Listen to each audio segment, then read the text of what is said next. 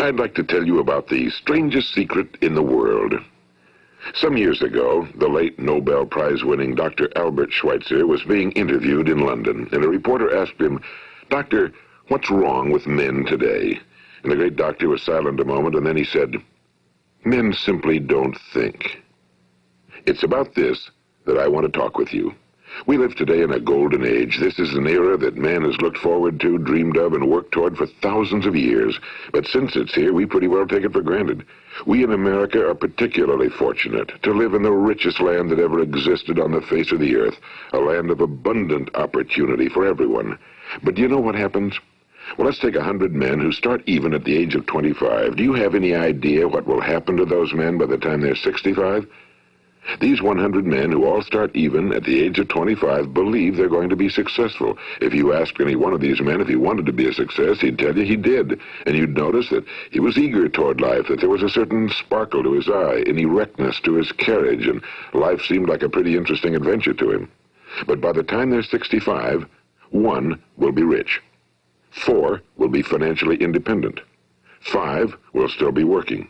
54 will be broke. Now think a moment. Out of the 100, only 5 make the grade. Now why do so many fail? What has happened to the sparkle that was there when they were 25? What's become of the dreams, the hopes, the plans? And why is there such a large disparity between what these men intended to do and what they actually accomplished? When we say about 5% achieve success, we have to define success. And here's the best definition I've ever been able to find.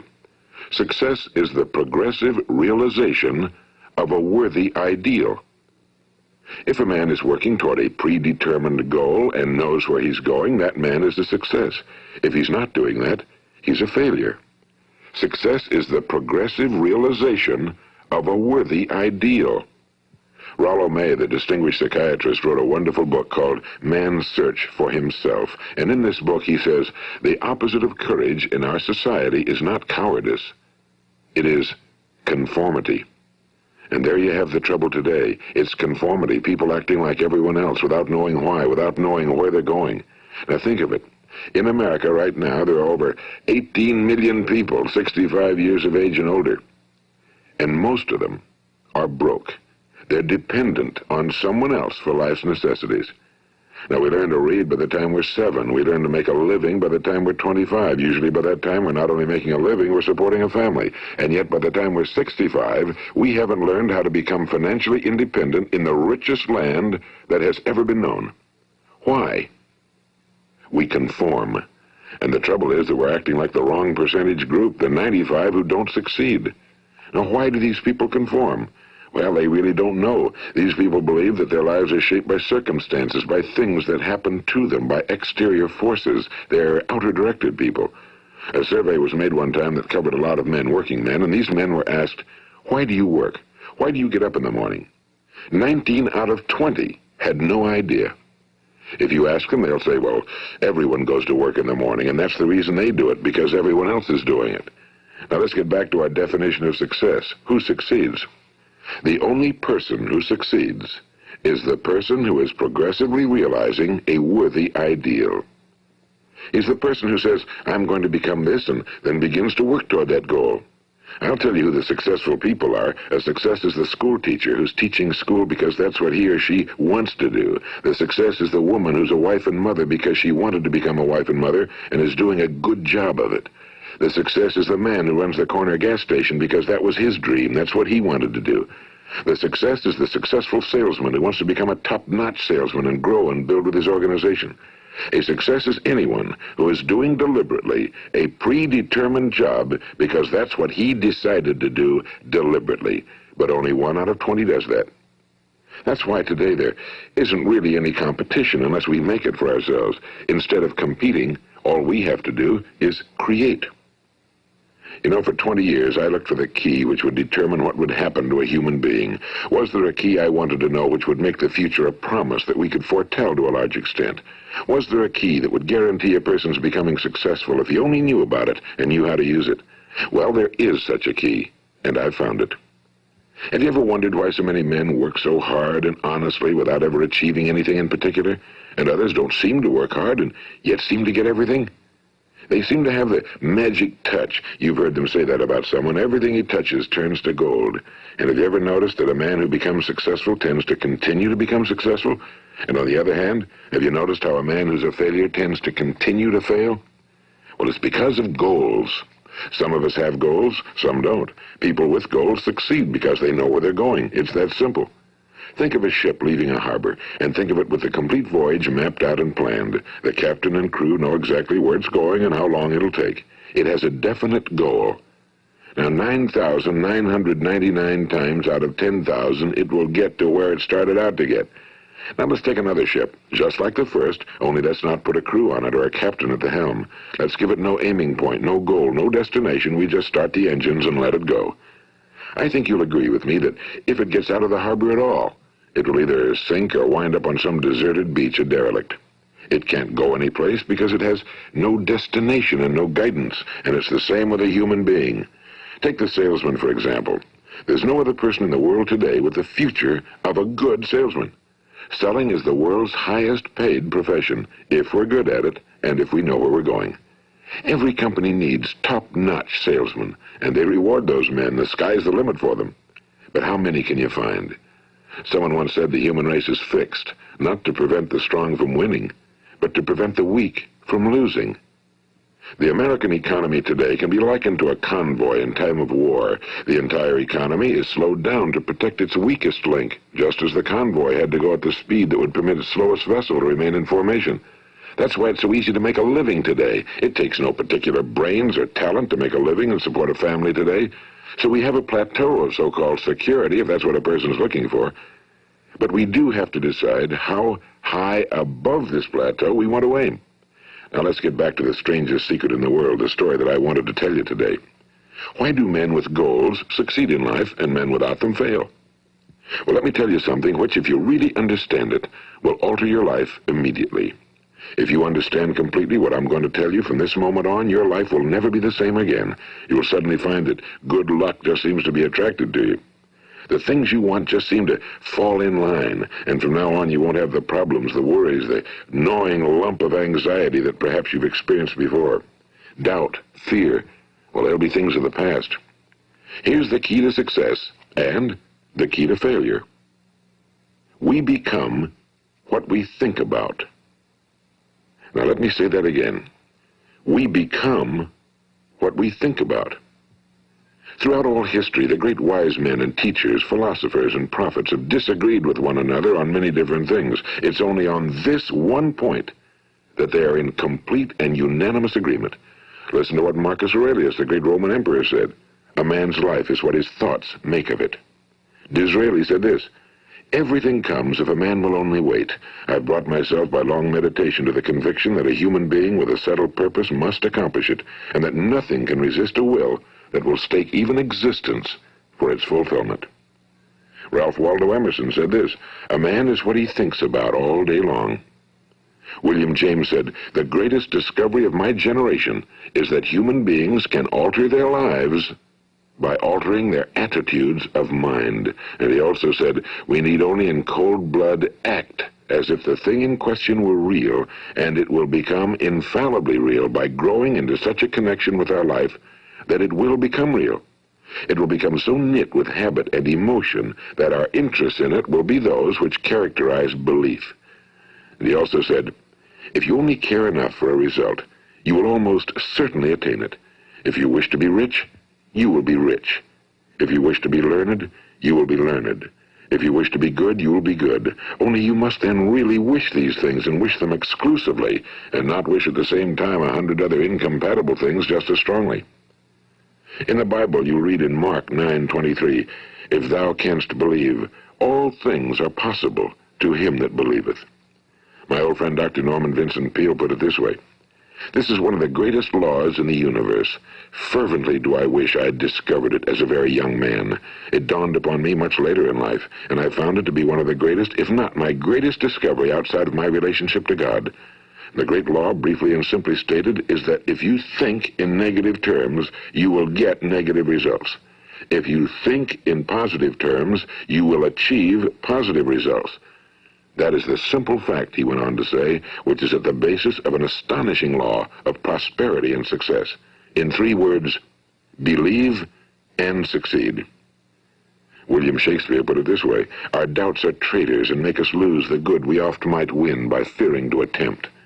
George Bernard Shaw said, people are always blaming their circumstances for what they are. I don't believe in circumstances. The people who get on in this world are the people who get up and look for the circumstances they want, and if they can't find them, make them.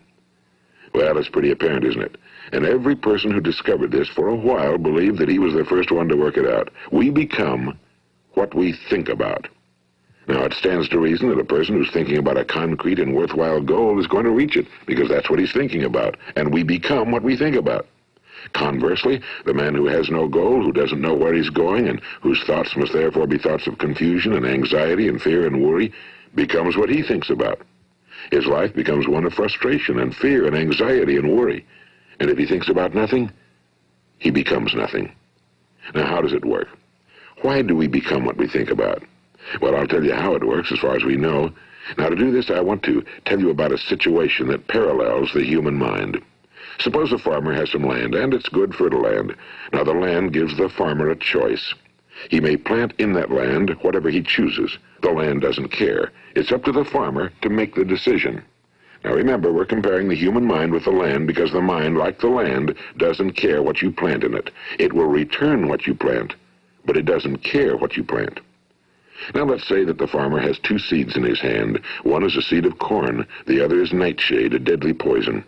He digs 2 little holes in the earth, and he plants both seeds, one corn, the other nightshade. He covers up the holes, waters, and takes care of the land, and what will happen? Invariably, the land will return what's planted. As it's written in the Bible, as ye sow, so shall ye reap. Now remember, the land doesn't care. It'll return poison in just as wonderful abundance as it will corn. So up come the 2 plants, one corn, one poison. Now, the human mind is far more fertile, far more incredible and mysterious than the land, but it works the same way. It doesn't care what we plant. Success, failure. A concrete, worthwhile goal, or confusion. Misunderstanding, fear, anxiety, and so on. But what we plant, it must return to us. You see, the human mind is the last great unexplored continent on Earth. It contains riches beyond our wildest dreams. It will return anything we want to plant. Now, you might say, well, if that's true, why don't people use their minds more? Well, I think they figured out an answer to that one, too. Our mind comes as standard equipment at birth. It's free, and things that are given to us for nothing we place little value on. Things that we pay money for, we value. The paradox is that exactly the reverse is true. Everything that's really worthwhile in life came to us free. Our minds, our souls, our bodies, our hopes, our dreams, our ambitions, our intelligence, our love of family and children and friends and country, all these priceless possessions are free. But the things that cost us money are actually very cheap and can be replaced at any time. A good man can be completely wiped out and make another fortune. He can do that several times. Even if our home burns down, we can rebuild it. But the things we got for nothing, we can never replace. The human mind isn't used because we take it for granted. Familiarity breeds contempt. It can do any kind of job we assign to it, but generally speaking, we use it for little jobs instead of big, important ones. Universities have proved that most of us are operating on about 10% or less of our abilities. So decide now, what is it you want? Plant your goal in your mind. It's the most important decision you'll ever make in your entire life. What is it you want? Do you want to be an outstanding salesman? A better worker at your particular job? Do you want to go places in your company, in your community? Do you want to get rich? All you've got to do is plant that seed in your mind, care for it, work steadily toward your goal, and it will become a reality. It not only will, there's no way that it cannot. You see, that's a law, like the laws of Sir Isaac Newton, the laws of gravity. If you get on top of a building and jump off, you'll always go down. You'll never go up, and it's the same with all the other laws of nature. They always work. They're inflexible. Think about your goal in a relaxed, positive way. Picture yourself in your mind's eye as having already achieved this goal. See yourself doing the things you will be doing when you've reached your goal. Ours has been called the phenobarbital age, the age of ulcers and nervous breakdowns and tranquilizers, at a time when medical research has raised us to a new plateau of good health and longevity. Far too many of us worry ourselves into an early grave trying to cope with things in our own little personal ways without learning a few great laws that will take care of everything for us. These things we bring on ourselves through our habitual way of thinking. Every one of us is the sum total of his own thoughts. He is where he is because that's exactly where he really wants to be, whether he'll admit that or not. Each of us must live off the fruit of his thoughts in the future, because what you think today and tomorrow, next month and next year, will mold your life and determine your future. You're guided by your mind. I remember one time I was driving through eastern Arizona, and I saw one of those giant earth-moving machines roaring along the road at about 35 miles an hour with what looked like 30 tons of dirt in it, a tremendous, incredible machine, and there was a little man perched way up on top with the wheel in his hands guiding it. And as I drove along, I was struck by the similarity of that machine to the human mind. Just suppose you're sitting at the controls of such a vast source of energy. Are you going to sit back and fold your arms and let it run itself into a ditch? Or are you going to keep both hands firmly on the wheel and control and direct this power to a specific, worthwhile purpose? It's up to you. You're in the driver's seat. You see, the very law that gives us success is a two-edged sword. We must control our thinking. The same rule that can lead a man to a life of success, wealth, happiness, and all the things he ever dreamed of for himself and his family. That very same law can lead him into the gutter. It's all in how he uses it, for good or for bad. This is the strangest secret in the world. Now, why do I say it's strange, and why do I call it a secret? Actually, it isn't a secret at all. It was first promulgated by some of the earliest wise men, and it appears again and again throughout the Bible, but very few people have learned it, understand it. That's why it's strange, and why for some equally strange reason it virtually remains a secret. I believe that you could go out and walk down the main street of your town and ask one man after another what the secret of success is, and you probably wouldn't run into one man in a month who could tell you.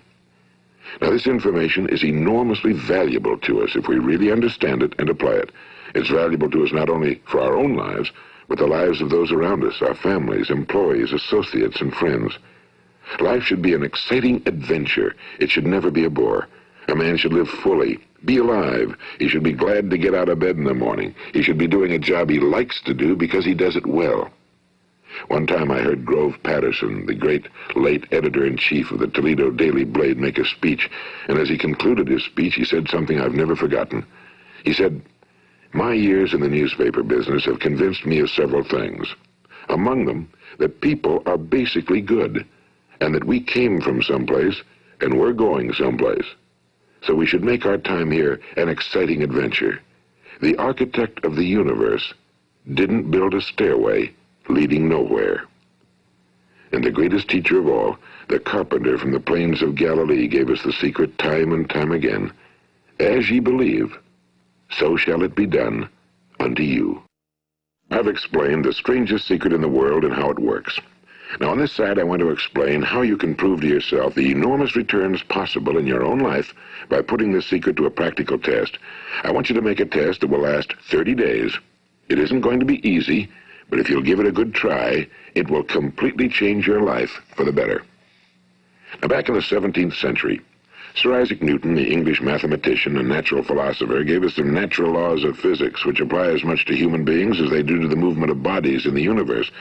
And one of these laws is that for every action, there is an equal and opposite reaction. Simply stated, as it applies to you and me, it means we can achieve nothing without paying the price.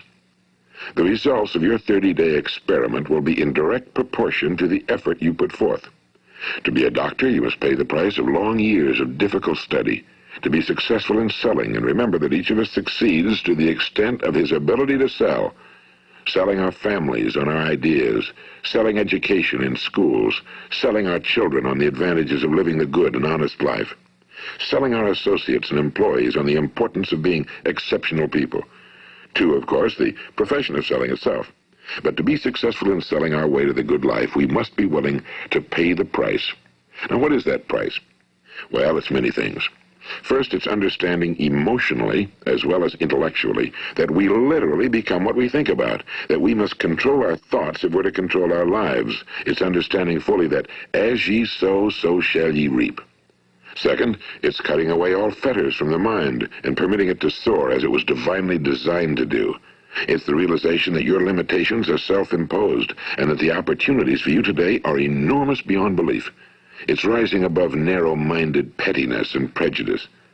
And third, it's using all your courage to force yourself to think positively on your own problem, to set a definite and clearly defined goal for yourself, to let your marvelous mind think about your goal from all possible angles, to let your imagination speculate freely upon many different possible solutions, to refuse to believe that there are any circumstances sufficiently strong to defeat you in the accomplishment of your purpose, to act promptly and decisively when your course is clear, and to keep constantly aware of the fact that you are, at this moment, standing in the middle of your own acres of diamonds, as Russell Conwell used to point out.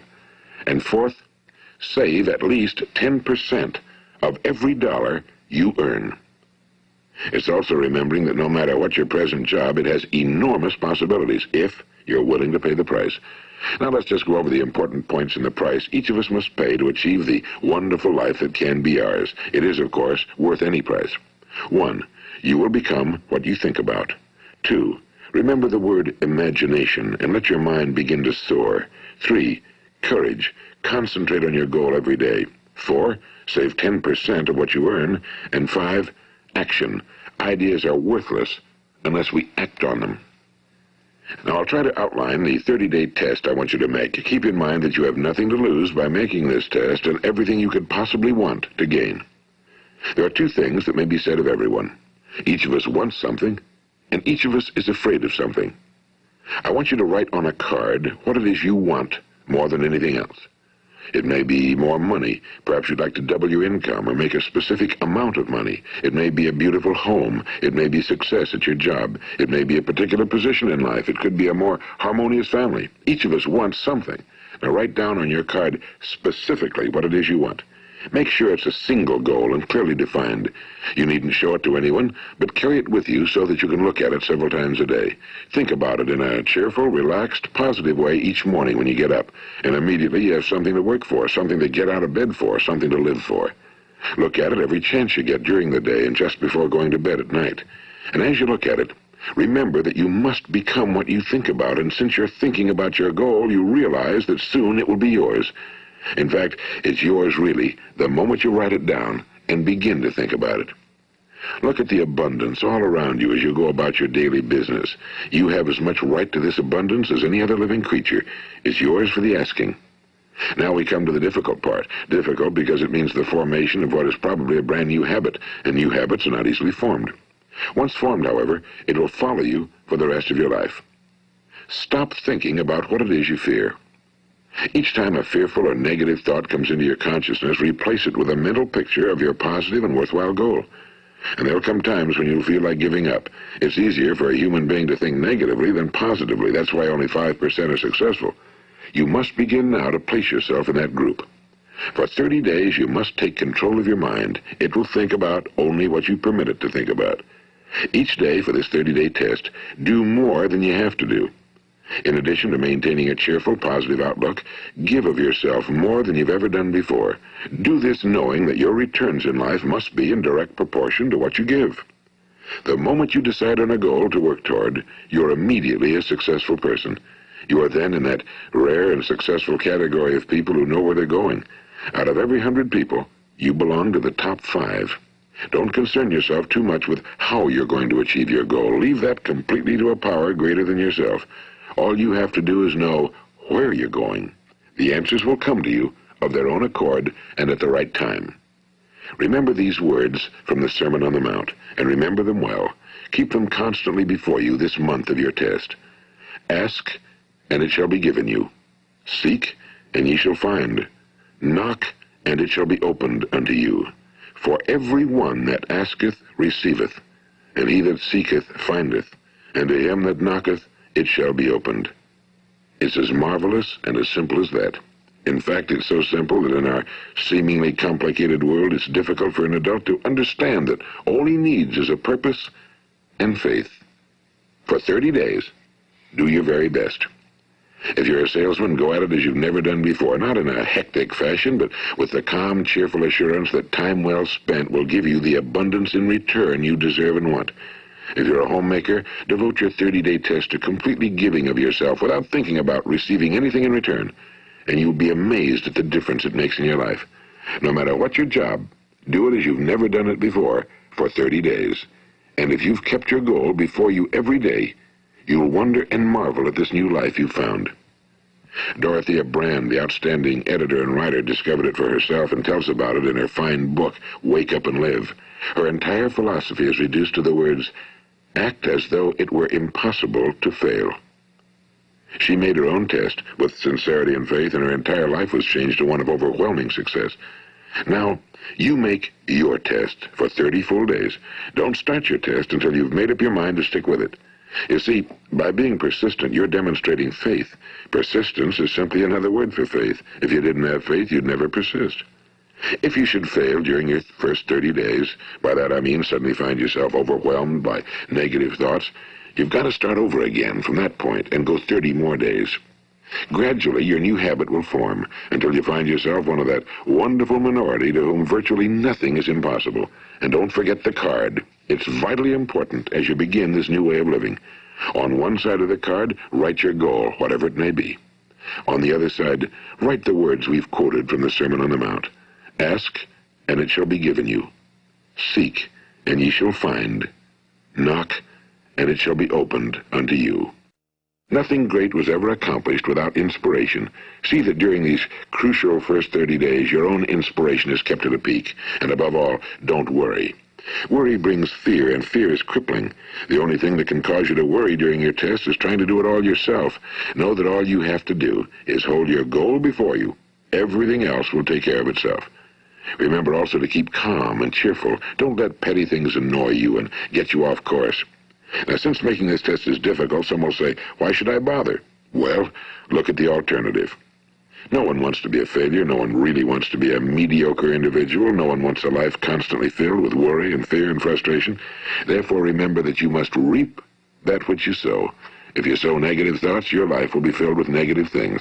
If you sow positive thoughts, your life will be cheerful, successful, and positive. Now, gradually, you will have a tendency to forget what you've heard on this recording. Play it often. Keep reminding yourself of what you must do to form this new habit. Gather your whole family around at regular intervals and listen to what's been said here. You know, most men will tell you that they want to make money without understanding the law. The only people who make money work in a mint. The rest of us must earn money. This is what causes those who keep looking for something for nothing or a free ride to fail in life. The only way to earn money is by providing people with services or products which are needed and useful. We exchange our time and our product or service for the other man's money. Therefore, the law is that our financial return will be in direct proportion to our service. Now, success is not the result of making money. Making money is the result of success, and success is in direct proportion to our service. Most people have this law backwards. They believe that you're successful if you earn a lot of money. The truth is that you can only earn money after you're successful. It's like the story of the man who sat in front of the stove and said to it, "Give me heat, and then I'll add the wood."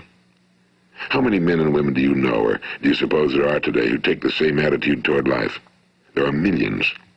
We've got to put the fuel in before we can expect heat. Likewise, we've got to be of service first before we can expect money. Don't concern yourself with the money. Be of service, build, work, dream, create. Do this and you'll find there's no limit to the prosperity and abundance that will come to you. Prosperity, you know, is founded upon a law of mutual exchange. Any person who contributes to prosperity must prosper in turn himself. Sometimes the return will not come from those you serve, but it must come to you from someplace, because that's the law. For every action, there is an equal and opposite reaction. As you go daily through your 30-day test period, remember that your success will always be measured by the quality and quantity of service you render, and money is a yardstick for measuring this service.